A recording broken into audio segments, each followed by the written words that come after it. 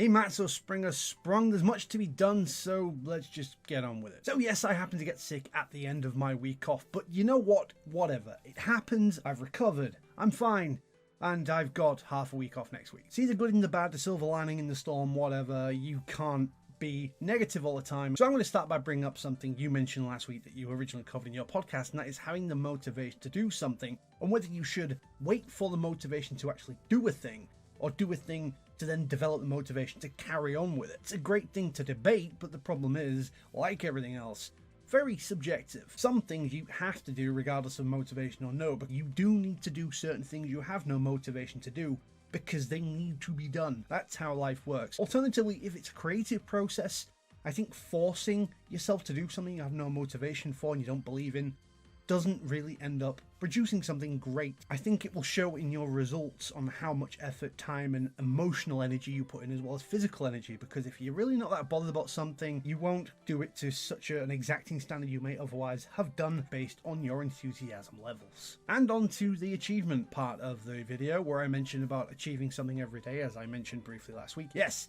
it's great to do, it's great for your mental health, and it gives you something small to work at, and it feels like you've done something productive with the day. And the thing is, it doesn't have to be some huge curing the common cold kind of thing. You can just do something small, even if it's just making a phone call, arranging an appointment, talking to someone you've not spoken to in a while, putting something together. There's a lot of things you could do that aren't necessarily huge in themselves, but for you personally, it could make all the difference in a day. Especially now where there's still a pandemic going on, when you feel you've done something in a day, it doesn't feel like every day blends into one and that you achieve nothing, and it feels like you're just kind of vegetating at this point. A game I've been playing recently is Final Fantasy 13-2, which is a sequel to Final Fantasy 13, one of the lesser well-received Final Fantasies because of its linear gameplay. However, the sequel is a little bit different, and it focuses on time travel, moving up and down the timeline and branching off, and how you can revisit the same parts of time over and over again and reset them and do the same thing again. You go into these little areas, these timelines, these places in the space-time continuum and help people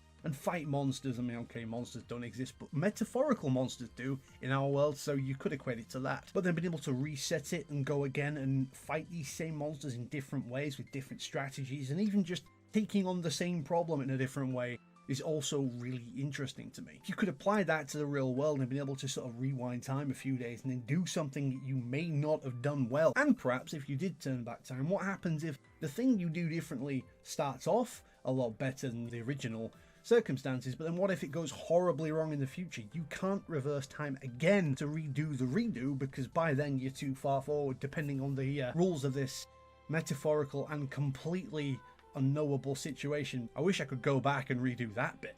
I mean, I could technically, because this is recording. I could record next bit, but you know what?